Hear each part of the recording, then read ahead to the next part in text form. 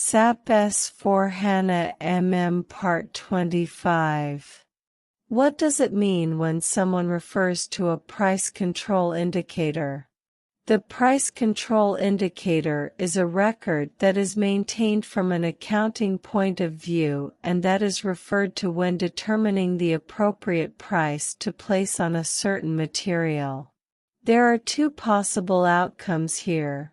The first one is the standard price, S, and the second one is the moving average price, V.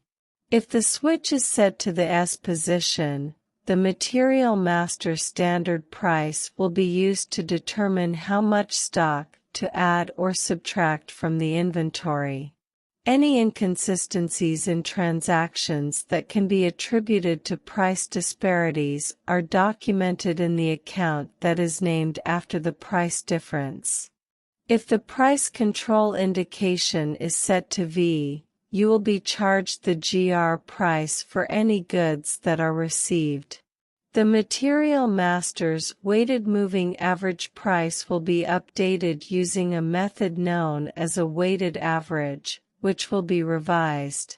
When products are moved or invoices are received at prices that depart from the moving average, any price disparities that exist are credited to the stock account.